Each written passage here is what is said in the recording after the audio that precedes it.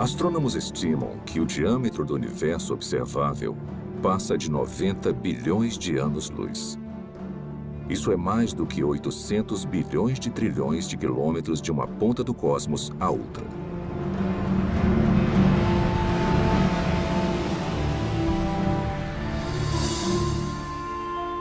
O universo contém pelo menos 170 bilhões de galáxias, com tantas estrelas e planetas que superam em número a quantidade de grãos de areia em todas as praias do mundo.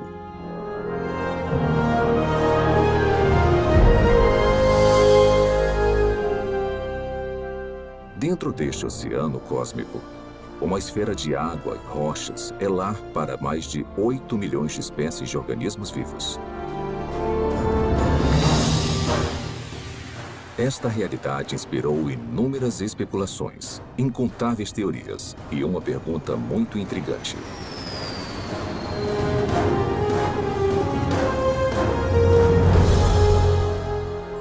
Quais são as chances de a vida ter surgido no terceiro planeta depois de um Sol orbitando em um braço espiral da galáxia Via Láctea? Foi simplesmente um golpe de sorte ou haveriam mais aspectos envolvidos além do acaso e das interações aleatórias entre matéria e energia?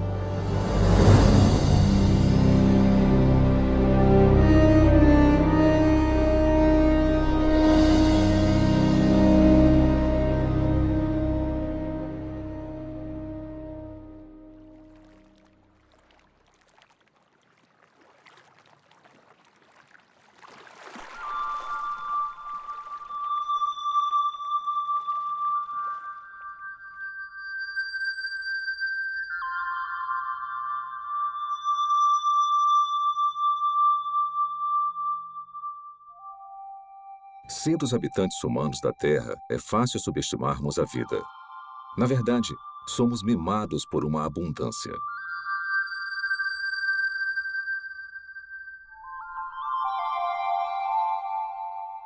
O nosso clima e a nossa geografia suportam uma biosfera que pode ser única no universo. E basicamente não há lugares muito quentes, muito frios ou muito isolados para os organismos vivos prosperarem.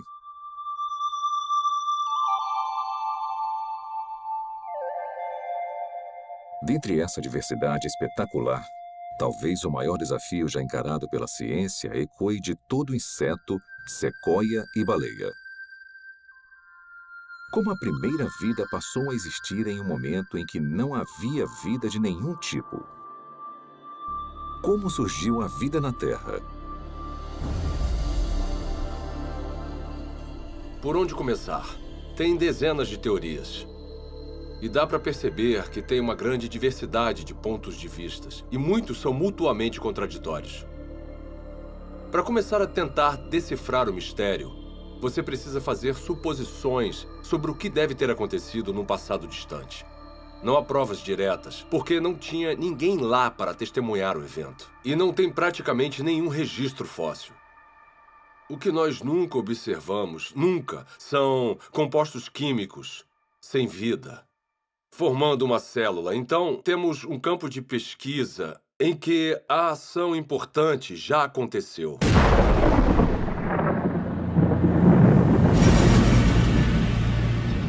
A história primordial da Terra é, de fato, uma narrativa incompleta.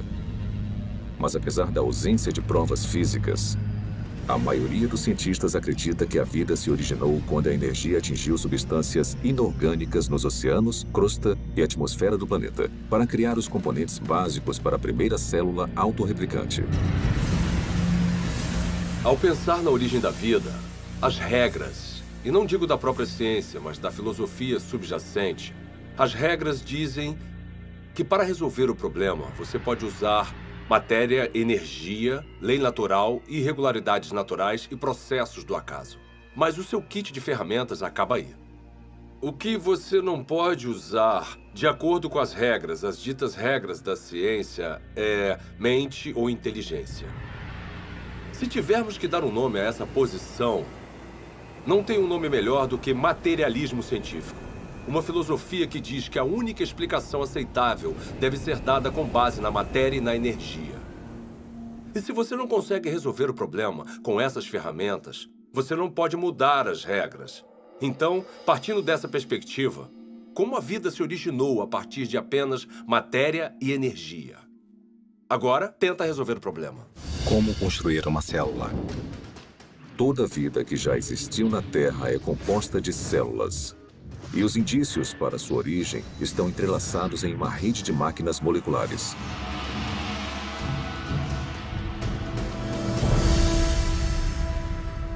Dentro de uma célula eucarótica moderna, mecanismos biológicos complexos fazem o seu trabalho enquanto estão suspensos em líquido. Não há vida nessas máquinas, mas juntas elas permitem crescimento, movimento, metabolismo e reprodução, as funções vitais da vida.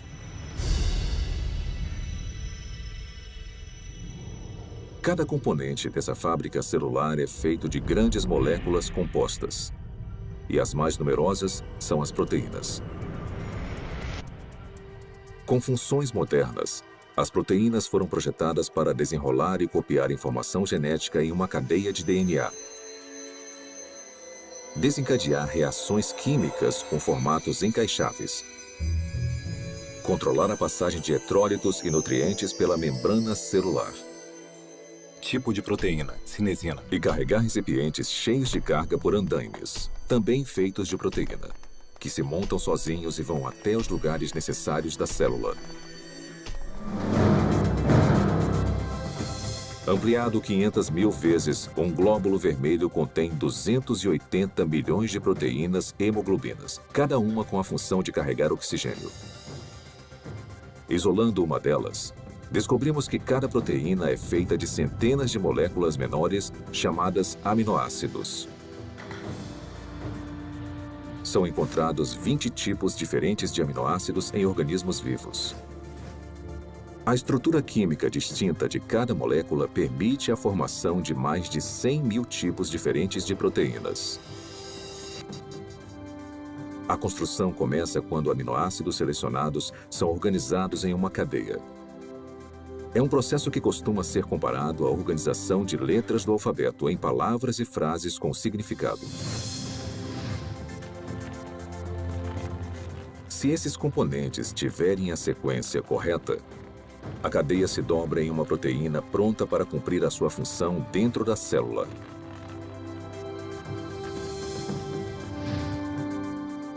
Mas se os aminoácidos forem arranjados na ordem errada, a cadeia não vai se dobrar e eventualmente será destruída.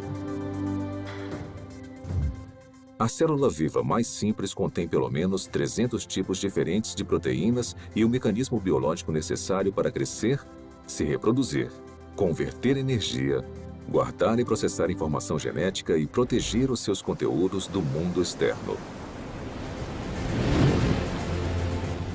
Componentes e funções similares também seriam necessários na primeira célula viva. Agora vamos aplicar essa química básica a uma teoria familiar para a origem da vida. Os cientistas especulam há muito tempo sobre oceanos primordiais cheios de aminoácidos que flutuavam como carrinhos de bate-bate. Talvez algumas dessas colisões aleatórias tenham produzido uma cadeia longa o suficiente para se dobrar em uma proteína. Depois, mais aminoácidos se juntaram a mais cadeias que se dobraram em ainda mais proteínas. Simultaneamente, outras moléculas complexas, incluindo ácidos nucleicos, gorduras e açúcares, também se juntaram para formar componentes essenciais. Então, sem previdência ou direção, a combinação certa de moléculas se juntou de alguma forma nessa sopa química para formar uma membrana que envolvia todas as máquinas específicas necessárias para uma célula autorreplicante. E pronto! Vida a partir de uma matéria não viva. Tudo parece tão plausível. O problema é que, na Terra primitiva, a complexidade interna necessária para sobreviver seria enorme. Porque a vida, como a conhecemos, é caracterizada por máquinas celulares e muitas delas. E se você tirar esse hardware essencial, a célula deixa de existir. Porque chega um momento em que ela não consegue se simplificar mais e ainda existir. Uma simplificação maior seria a morte. Costumamos ouvir críticas como: você não pode projetar a biologia celular moderna no passado. Porque o que quer que tenha sido a primeira célula, ela era mais simples do que o que vemos hoje. Tudo bem, eu posso entender isso como uma premissa. Descreva então a primeira célula. Membrana celular. Para ser a célula viva, você precisa de uma barreira, uma membrana que a proteja do resto do ambiente. Essa membrana precisa permitir seletivamente a passagem de nutrientes específicos e matérias-primas necessários para combustível e energia. Você também vai guardar grandes quantidades de informação genética em cadeias de espiral de DNA. Essas instruções detalhadas para a vida são copiadas com uma precisão notável. Então, em fábricas chamadas ribossomos, essa informação é convertida em cadeias de aminoácidos e proteínas. Replicação celular. Por fim, você vai estar equipado com tudo o que precisa para reproduzir as gerações futuras de células. Essas funções básicas são realizadas por todos os seres vivos. São, de certa forma, características do que significa estar vivo. Então, seja uma célula do passado, uma célula bem simples, ou uma célula mais complicada de hoje em dia, não faz diferença, ela vai precisar realizar essas funções. Grande parte dos químicos acredita, assim como eu, que a vida surgiu espontaneamente, a partir da mistura de moléculas na terra prebiótica. Como? Eu nem imagino. George Whiteside, químico, Universidade Harvard.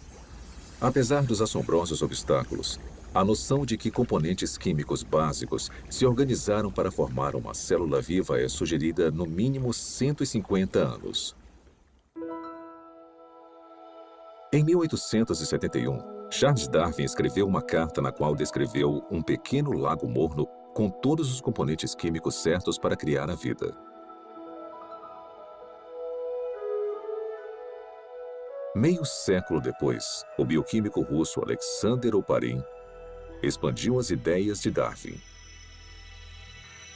Em seu livro A Origem da Vida, ele teorizou sobre uma sopa primordial e uma progressão gradual de uma química simples até uma célula viva. Então, em 1952, essa hipótese foi testada. Stanley Miller, um aluno de pós-graduação da Universidade de Chicago, tentou determinar se uma química simples poderia produzir componentes reais de vida. O jovem cientista construiu um equipamento de vidro para simular o ciclo de água antigo e o encheu com uma mistura de gases que supostamente compunham a atmosfera da Terra primitiva. Miller aqueceu os componentes e atingiu os gases com descargas elétricas. Faíscas elétricas para desencadear uma reação. Poucos dias depois, um lodo parecido com piche se formou no vidro. Nele, Miller identificou 4 dos 20 aminoácidos encontrados em proteínas. Pela primeira vez, sob condições supostamente naturais, moléculas cruciais para a vida foram geradas a partir de matéria e energia. Houve muito alvoroço quando o experimento de Miller foi publicado pela primeira vez, porque parecia ser fácil conseguir os componentes dos seres vivos. E se era fácil conseguir os componentes, talvez não fosse tão difícil transformar esses componentes químicos nas primeiras células vivas. Apesar de sua premissa ser inovadora, o experimento de Stanley Miller logo foi considerado muito falho, pois ele não havia usado os gases corretos, negligenciando o nitrogênio, o dióxido de carbono e o oxigênio, que teriam destruído as moléculas necessárias para a vida na Terra primitiva. Mas apesar dos erros, o trabalho de Miller inspirou outras tentativas de recriar as condições pré-bióticas. Hoje, após décadas de investigações, A esperança de se encontrar uma solução de forma simples e clara já não existe mais. Mesmo assim, as pesquisas sobre a origem da vida continuam por todo o mundo. Sua hipótese essencial de que as células vivas surgiram através da química natural agora é conhecida como evolução química. A evolução química vem com muita bagagem. E se você for levá-la a sério como uma explicação para a origem da vida, com certeza você também precisa levar a sério certas propriedades fundamentais da biologia.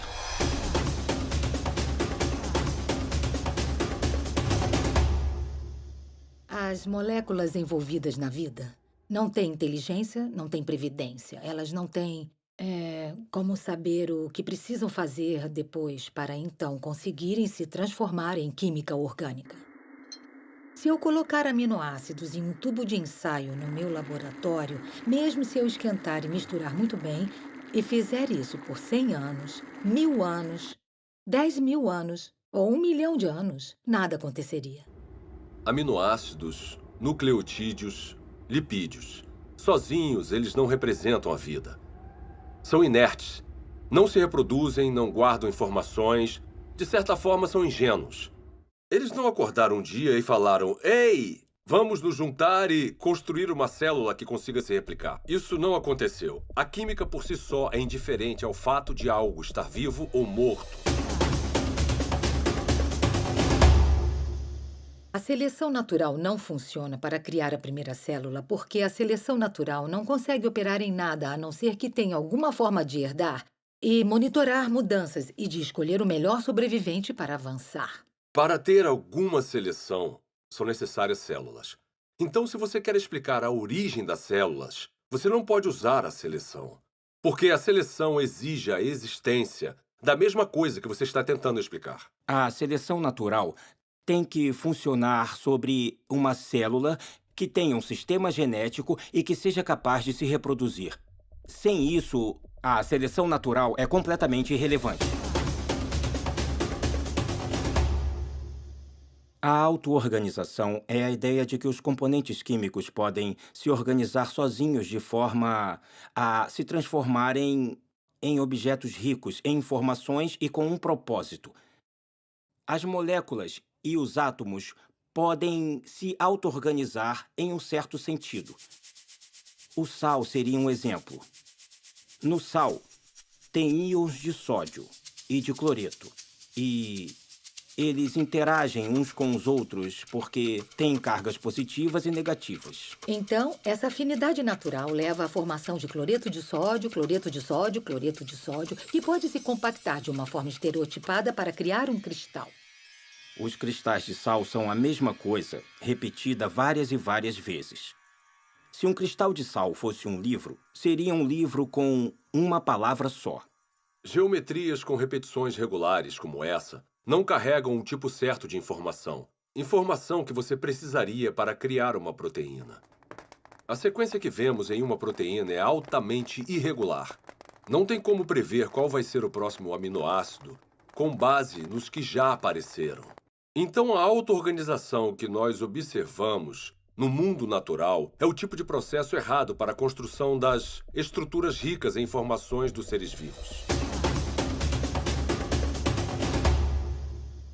Quando você elimina a seleção natural e a auto-organização e percebe que as moléculas não têm a habilidade de pensar ou se programar de forma alguma, o acaso volta à questão. E os cientistas odeiam o acaso como explicação para a origem da vida. Acaso? Por que o acaso é uma opção tão insatisfatória? Talvez porque muitos analistas fizeram as contas e entendem a grande improbabilidade de sucesso.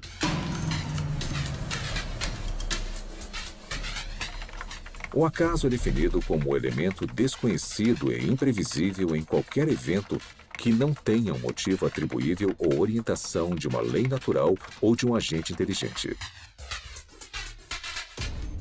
Desde o século XVII, uma ferramenta foi utilizada constantemente para prever o resultado de tais eventos. Se chama probabilidade matemática. De forma bem simplificada, é assim que a teoria funciona. Quando você atira uma moeda e escolhe cara, a probabilidade de você acertar é de 50%, ou uma probabilidade de 1 sobre 2. Se atirar 2 moedas, a probabilidade de tirar cara 2 vezes simultâneas é de 1 sobre 4. 3 moedas e 3 caras em uma única tentativa? 1 sobre 8. Sempre que adicionamos mais uma moeda, a probabilidade de sucesso, nesse caso, tirar só cara na mesma jogada, é reduzida exponencialmente por um múltiplo de 2. Então, se 10 moedas forem atiradas, a probabilidade de tirar cara 10 vezes é de 1 sobre 2 elevado à 10ª potência ou menos de uma chance a cada 1000.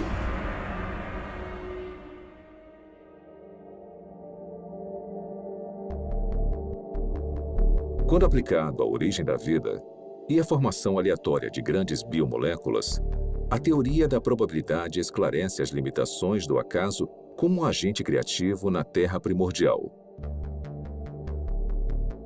Por exemplo, quais são as chances de uma única proteína se formar exclusivamente através das interações às cegas da química?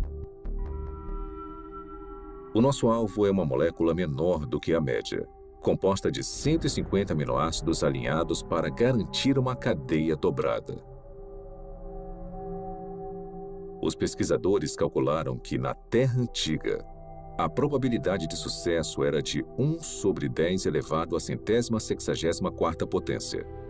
Ou seja, uma cadeia de proteína corretamente sequenciada a cada 100 milhões de trilhões de trilhões de trilhões de trilhões de trilhões de trilhões de trilhões de trilhões de trilhões de trilhões de trilhões de trilhões de trilhões de tentativas fracassadas. Mas apesar dessa grande improbabilidade, alguns teóricos argumentam que, com tempo suficiente, qualquer coisa é possível. Está bem? Vamos tentar a validade dessa opinião. Vamos começar estabelecendo um ambiente ideal para a evolução química. Um mundo imaginário que dará ao acaso toda a oportunidade de sucesso. Primeiro, vamos lotar os oceanos de aminoácidos. Ou seja, todos os átomos na Terra, incluindo todo o suprimento de carbono, nitrogênio, oxigênio, hidrogênio e enxofre, estão disponíveis para formar 10 elevado à 41ª potência de conjuntos completos dos 20 tipos de aminoácidos usados na criação de proteínas. Depois vamos alterar as leis da natureza para proteger esses componentes dos raios de luz ultravioleta destruidores e da contaminação química na sopa primordial. Agora vamos deixar a química agir para ver o que acontece.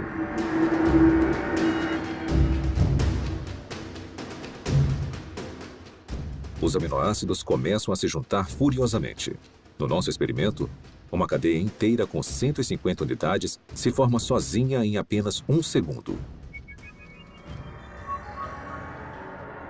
Como os 20 tipos de aminoácidos estão disponíveis, na maioria dos lugares, há uma probabilidade de 5% ou de 1 sobre 20 da molécula correta se alinhar na cadeia. Se a sequência estiver incorreta, a cadeia é destruída imediatamente e se inicia um novo agrupamento.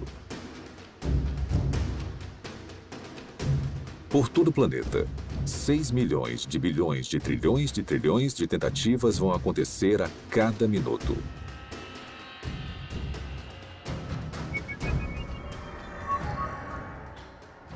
Ou seja, em 4,6 bilhões de anos, a idade mais antiga estimada da Terra, o número de cadeias que não se dobram vai passar de 10 elevado à 58ª potência. É uma quantidade espantosa, mas não chega nem perto de 10 elevado à 164ª potência. Aproximadamente as tentativas necessárias para se criar uma proteína de 150 aminoácidos por acaso. Então, se a química não direcionada não consegue criar a nossa cobiçada molécula durante toda a história da Terra, quanto tempo teria sido necessário? Para descobrir, vamos fazer um passeio. Vamos começar construindo uma ponte que percorra o diâmetro do universo observável.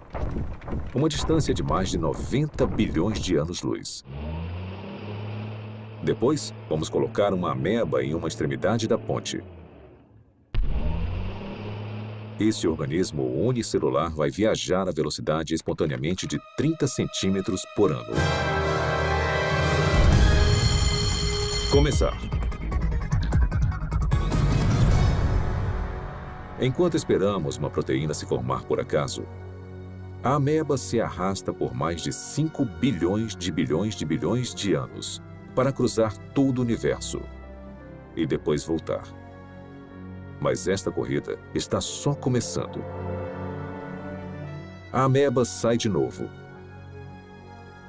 Consegue chegar à outra extremidade do cosmos e depois volta para casa. Mesmo assim, nenhuma proteína funcional está à vista. Para a próxima viagem, vamos incluir uma carga, um único átomo.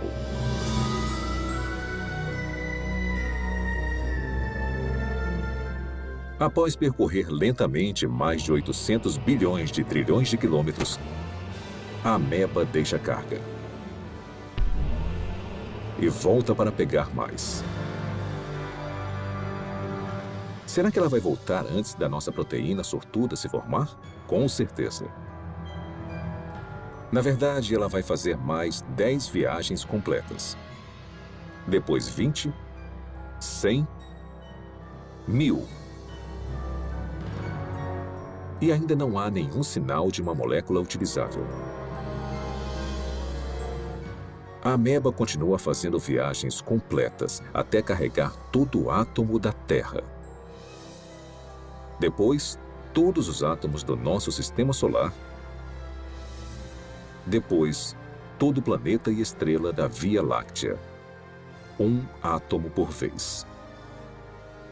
Na verdade, enquanto esperamos uma proteína se formar sozinha, a ameba tem tanto tempo que, se movendo a apenas 30 centímetros por ano e carregando um átomo por viagem, ela vai transportar todo o universo, mais de 56 milhões de vezes. É esse o tempo que demoraria para o acaso criar uma proteína funcional. Suponhamos que, contra todas as probabilidades, a evolução química tenha produzido uma única proteína funcional. Haveria vida? Não.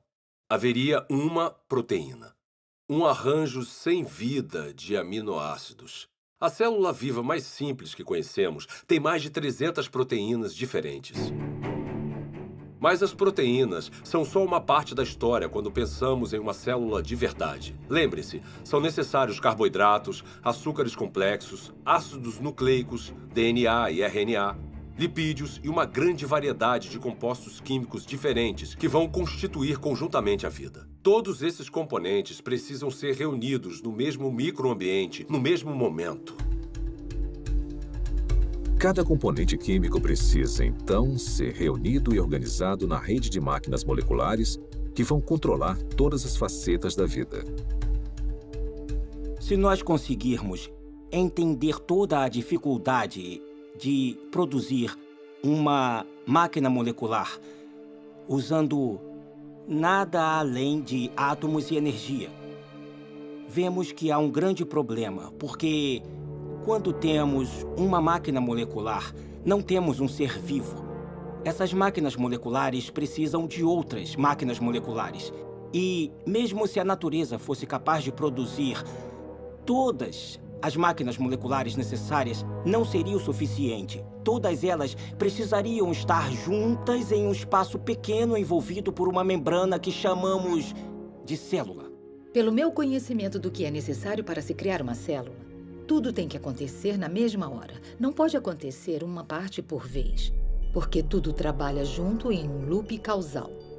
O mais alto nível de organização transcende as partes. A organização espacial na célula exige que as moléculas estejam no lugar certo na hora certa. O DNA é copiado para o RNA. A polimerase que faz a cópia precisa encontrar o lugar certo no DNA para começar a copiar. O RNA precisa se ligar de alguma forma aos ribossomos, que precisam estar em um lugar específico, e então as proteínas criadas precisam ir a um outro lugar específico. Isto é muita coisa para ser explicada pelo acaso. A probabilidade de eles estarem no mesmo espaço ao mesmo tempo se torna mais do que inimaginável. E a probabilidade deles estarem cercados por uma membrana, assim como uma célula, é basicamente impossível. Tirando o acaso da questão, a busca por uma explicação materialista viável seguiu em várias direções. As teorias incluem superfícies de argila com rachaduras, para onde as moléculas orgânicas poderiam ser atraídas e alinhadas em cadeias de ácidos nucleicos e aminoácidos. Fontes hidrotermais no fundo do mar, que expeliam componentes químicos de caldeirões subaquáticos aquecidos a centenas de graus. E oceanos primordiais cheios de RNA. Uma molécula versátil, capaz de armazenar e replicar informação genética, teoricamente sem a ajuda do DNA ou de proteínas. Propostas como essas causaram um interesse considerável. Mesmo assim, todas encaram o mesmo obstáculo que derrubou o acaso: a transformação de componentes sem vida nas biomoléculas complexas da vida. Esse problema fica evidente na hipótese do mundo de RNA. O mundo de RNA é a ideia de que é possível juntar nucleotídeos suficientes para criar uma cadeia longo o suficiente para se autocopiar e, depois de se copiar, fazer a mesma coisa novamente. Os pesquisadores da origem da vida supõem que a primeira vida era composta de nada além de RNA e podia, de alguma forma, criar um mundo mais complexo, onde há proteína e DNA. Ninguém sabe como isso aconteceria. Desde a apresentação do mundo de RNA, a aceitação da teoria aumentou, apesar das várias limitações, inclusive a durabilidade da molécula. Se você apenas olhar para uma molécula de RNA, ela parece se desintegrar. Trabalhar com RNA é extremamente difícil, porque ele é muito delicado. Ele foi criado para ser um depósito temporário de informação. E, em consequência da sua delicadeza, é muito improvável que ele seja útil como algum tipo de ponto de partida para a existência da vida. Então, o RNA não pode preceder a primeira célula porque precisa estar dentro de um ambiente celular para ficar estável, para ser copiado e para ser útil. Hoje em dia, moléculas de RNA são criadas em condições de laboratório. Para muitos bioquímicos, essas cadeias sintéticas de ácidos nucleicos são pelo menos uma confirmação parcial de que a evolução química criou a vida na Terra primordial. Para criar RNA no laboratório, você precisa limpar as superfícies, limpar as pipetas, usar luvas especiais e deixá-lo coberto. E depois torcer para não haver contaminação, porque se houver, o RNA já era. Depois, você precisa resolver o problema do sequenciamento. Então, você precisa de cientistas trabalhando duro para sequenciar o RNA, tentar combinações diferentes e encontrar uma que possa se copiar. Depois, você precisa ter uma cadeia complicada de RNA, que consiga funcionar como a herança e como a enzima no sistema. E as maiores mentes do mundo estão trabalhando nisso, mas ainda não conseguiram resolver o problema. Refletindo sobre a origem da vida e as implicações do RNA sintético, o químico Robert Shapiro observou: a falha nesse tipo de pesquisa não é a química. A falha é a lógica de que o controle experimental de um laboratório moderno estaria disponível na Terra primordial. Na verdade, as chances contra o RNA se formar sozinho são astronômicas.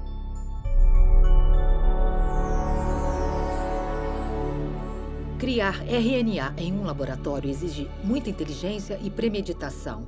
e planejamento e execução cuidadosos. Então, conseguir a sequência certa. Sem consciência, sem intenção, não vai acontecer. A probabilidade da evolução química é ainda mais enfraquecida pela composição da sopa primordial. Se a sopa primordial tiver existido, ela teria sido um grande caos quimicamente. Há vários tipos de reações cruzadas opostas que teriam acontecido na Terra primordial e que interfeririam com a química que você deseja. Ou seja, moléculas que não são utilizadas pelos seres vivos e que são prejudiciais aos seres vivos. As condições na Terra primordial eram hostis à vida, eram hostis à formação dos tipos de ligações necessárias para criar moléculas biológicas. E foi aí que surgiu um grande problema. Porque a água quebra as ligações que prendem as proteínas. A água quebra as ligações que prendem os ácidos nucleicos, como o DNA. A água quebra as ligações que prendem polissacarídeos, como amido e celulose. Então, a origem da vida não pode ter acontecido na água.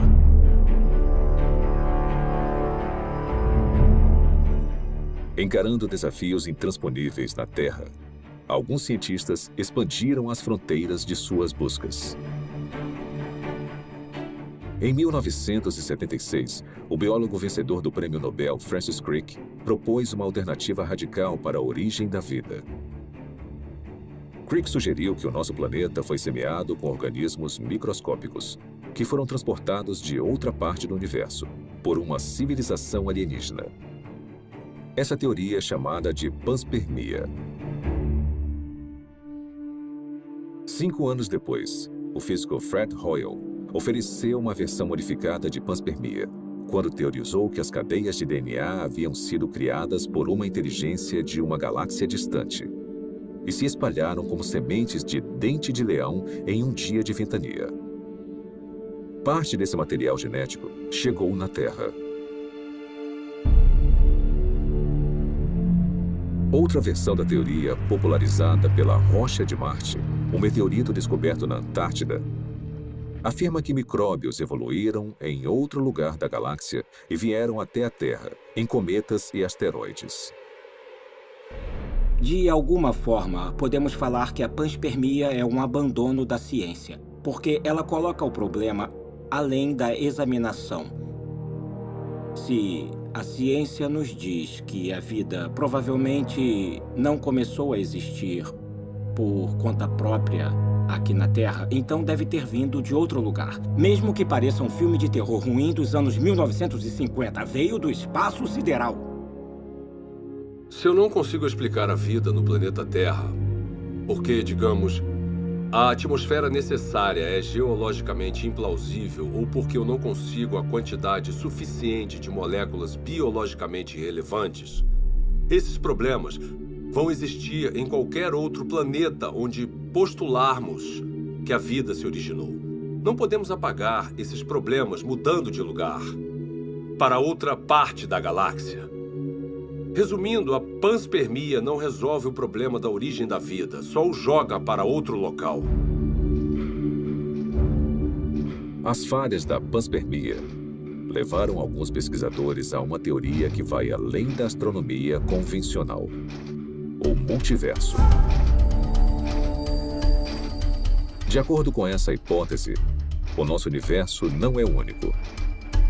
Em vez disso, bilhões ou trilhões de universos foram gerados por um processo natural desconhecido. E conforme as oportunidades aumentaram exponencialmente, as chances impossíveis se tornaram prováveis. Até que, inevitavelmente, com o tempo, a combinação certa de matérias-primas, ambiente, leis da natureza e uma grande dose de sorte produziram as moléculas e máquinas biológicas necessárias para a primeira célula viva. Em outras palavras, em um vasto e teórico oceano de universos, alguém tinha que ganhar a loteria cósmica, e fomos nós. Quando eu leio algum livro sobre a origem da vida que considera alguma proposta para a formação, como digamos, de RNA ou proteínas, E até o autor admite que é quimicamente implausível. Eu me pergunto como ele se meteu nesse pepino. Propor um caminho implausível para uma coisa que, para o mundo todo, parece ser planejada. Será que o materialismo científico é provavelmente falso? Ele se meteu nisso porque uma filosofia disse a ele. É a única resposta aceitável. E nesse impasse, eu quero falar ao autor: olha, você sabe que é implausível, eu sei que é implausível. O motivo de ter chegado até aqui, parado na beira desse penhasco que cai na implausibilidade, é porque bem lá atrás, você decidiu que só uma explicação materialista faria sentido. Quantas explicações diferentes e fracassadas dentro da caixa materialista nós precisamos ter antes de decidir que talvez precisemos sair agora dessa caixa. Talvez precisemos de outro tipo de explicação. Quando analisamos as várias teorias científicas, teorias da física, teorias da química, teorias sobre a formação de estrelas, essas teorias são sobre o mundo lá fora. Mas quando falamos sobre a origem da vida, estamos falando de uma teoria que nos envolve. O lugar de onde viemos, nossas origens definitivas, nossas visões de mundo, nossas filosofias, nossa ciência, tudo está ligado. E isso separa a pergunta sobre a origem da vida de todas as outras perguntas na ciência. A ciência natural não está desconectada de tudo o que sabemos ou acreditamos sobre o mundo. Então, uma pergunta limitada e aparentemente técnica, como o RNA surgiu, pode acabar se ligando no tecido da realidade a uma pergunta muito diferente, como: será que Deus existe? Deus é possível? É possível que Deus seja real? Se a vida, com toda a sua riqueza, não surgiu através de um processo estritamente físico ou natural, precisamos ter indícios disso. E eu acho que a origem da vida é o ponto central em que muita coisa acaba mudando. Eu olho para a natureza como um ser humano curioso e me pergunto, na minha visão, quais são os indicadores normais de inteligência? Eu os vejo na vida? E a resposta é: sim, em abundância. O que vemos nos sistemas biológicos é maravilhoso, é lindo, é elegante e quanto mais aprendemos sobre biologia, mais óbvio é o design. Quando eu comecei a me envolver com o design inteligente, tinha gente postando coisas na internet e falando: eu me formei no MIT e fui para a Universidade de Washington e pós-doutorado em Harvard. E elas falavam coisas como: ela era inteligente. O que aconteceu?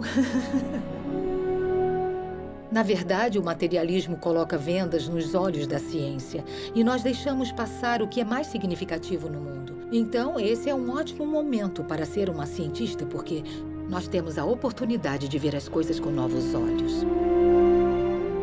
A inteligência é extremamente útil como uma forma de explicar a origem da vida que realmente faça sentido com o que observamos na natureza.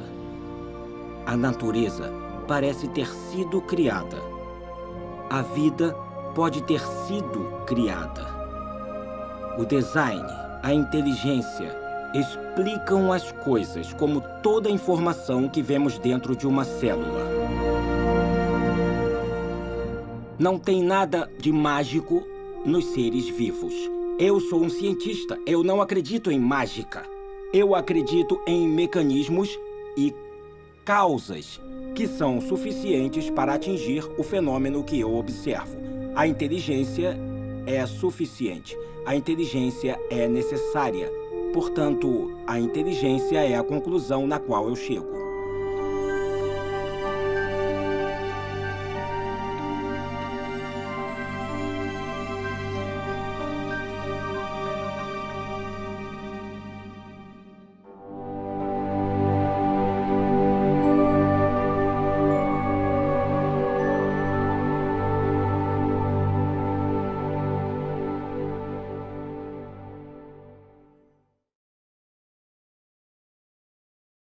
Espero que tenham gostado de A Origem. Foi animador fazer parte de um projeto que chega ao cerne das grandes perguntas que influenciam profundamente a nossa visão de mundo de várias formas.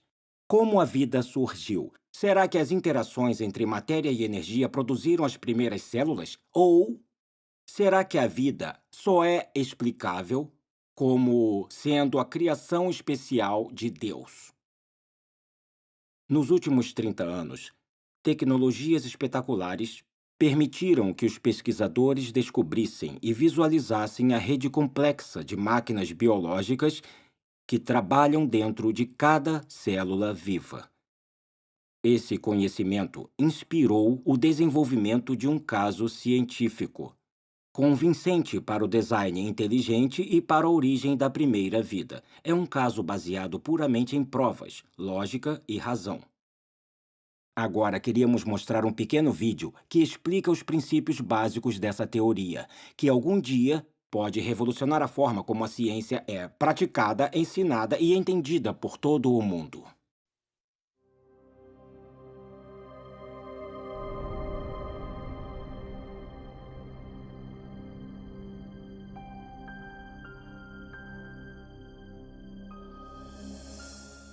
Quando eu vejo máquinas moleculares ou o processo incrivelmente complexo pelo qual as células se dividem, eu quero perguntar, é possível que essas coisas tivessem uma inteligência por trás, que tivesse um plano ou propósito para essa estrutura? A ciência precisa ser uma busca pela verdade sobre o mundo. Não devíamos pré-julgar o que pode ser verdade. Não devíamos dizer, eu não gosto dessa explicação, então vou deixar de lado. Em vez disso, quando encontramos um mistério na natureza, precisamos pensar em toda a causa possível que possa explicar esse mistério. Um dos problemas que eu tenho com a teoria evolucionista é que ela descarta forçadamente um tipo de causa antes mesmo que as evidências mostrem alguma coisa. E a causa descartada é a inteligência. Desde o final do século XIX, desde a época de Darwin, na verdade parcialmente devido ao que Darwin escreveu em A Origem das Espécies, os cientistas passaram a aceitar uma convenção, uma definição de ciência que excluía a possibilidade do design como uma explicação científica.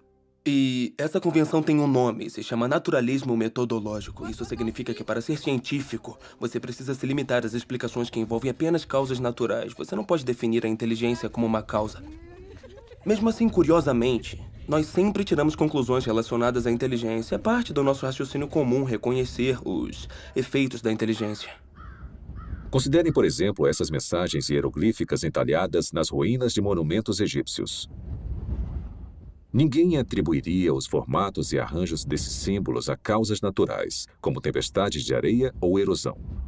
Em vez disso, as reconhecemos como o trabalho de escribas antigos, agentes humanos com inteligência. O mesmo raciocínio nos leva a concluir que as misteriosas estátuas de pedra na costa da Ilha de Páscoa não foram formadas pelas ações do vento e da água por grandes períodos de tempo. Também não supomos que as plantas podem ter esses formatos familiares sem algum tipo de interferência inteligente. É claro que fazemos essas inferências o tempo todo. E nós sabemos que estão certas, mas a pergunta é com que fundamento fazemos essas inferências? Quais são as características que nos permitem reconhecer a inteligência? Recentemente, em um livro sobre a inferência do design, o matemático William Dembski fez um grande avanço na compreensão do raciocínio do design. Dembski identificou as características específicas dos artefatos que nos fazem reconhecer uma atividade inteligente prévia. Eu cheguei a essa conclusão analisando a forma como nós pensamos sobre o design. Quais são os passos lógicos que nós percorremos para chegar à conclusão de design. Então, o que eu tento fazer é estabelecer critérios confiáveis, empíricos e cientificamente rigorosos para decidir se alguma coisa foi de fato projetada. Eu analisei a lógica por trás e o que eu descobri foi que são necessários improbabilidades, especificação e o tipo certo de padrão, padrões objetivos. De acordo com Dembski, seres humanos detectam corretamente a atividade da inteligência quando observam um objeto ou evento altamente improvável, que também tem um padrão reconhecível. Um padrão desses é encontrado em Black Hills, na Dakota do Sul. Se você viajar ao oeste, vai ver vários formatos diferentes nas montanhas. A maioria não significa nada, são apenas rochas espalhadas em vários padrões. Mas o que você não vê são os rostos de Lincoln, Jefferson, Ted Roosevelt e George Washington nas montanhas. O único lugar onde você vê isso é na Dakota do Sul. E isso está lá porque um escultor excêntrico decidiu que queria honrar esses presidentes e passar grande parte da vida esculpindo os rostos deles em uma montanha. Esse padrão é improvável. Uma encosta aleatória também é improvável, mas uma encosta aleatória não especifica nada.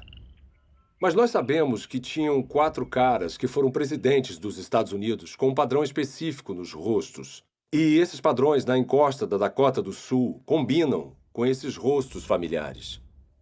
Se eu olhar e ver os rostos, eu vou reconhecer imediatamente que são os rostos dos 4 presidentes, que são conhecidos a partir das cédulas, de imagens na Galeria Nacional ou de pinturas em livros. Então eu percebo que ao ver o Monte Rushmore, que não é apenas uma configuração de rochas altamente improvável, mas uma que combina com certos padrões independentes que indicam seguramente que tem inteligência envolvida ali. Temos então uma pequena probabilidade, especificação e design.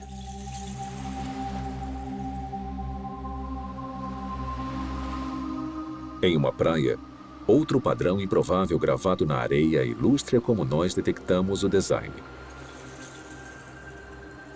Ninguém inferiria que essa mensagem foi escrita pelo movimento das ondas. Em vez disso, devido às características desse padrão, nós identificamos as palavras como produtos da inteligência. Esse arranjo improvável também está de acordo com um certo padrão independente. Ou seja, o formato das letras que nós reconhecemos do alfabeto latino e as palavras que nós conhecemos do nosso vocabulário. Então, a improbabilidade do arranjo, mais o fato dele estar de acordo com um certo padrão independente, é o que nos faz saber que é um design. Essa ilustração sugere que os critérios de William Dembski para a identificação do design, baixa probabilidade e especificação são essencialmente equivalentes à informação. O tipo de informação presente não apenas em imagens, textos escritos e sequências numéricas, mas também presente em softwares e em sinais de rádio.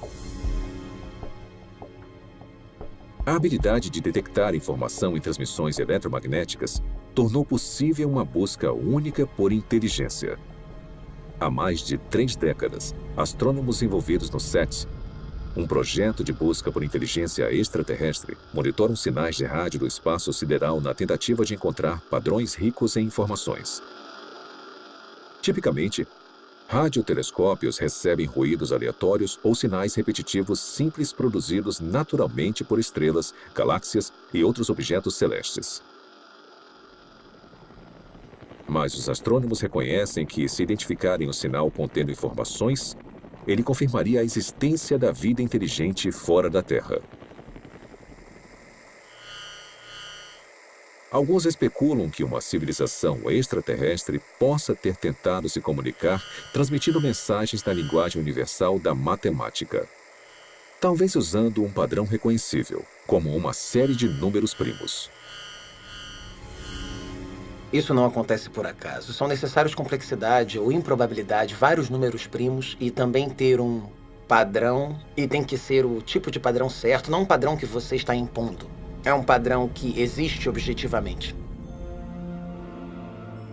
Até hoje, a pesquisa do SET falhou em detectar qualquer padrão ou informação que indicaria que há inteligência em uma galáxia distante.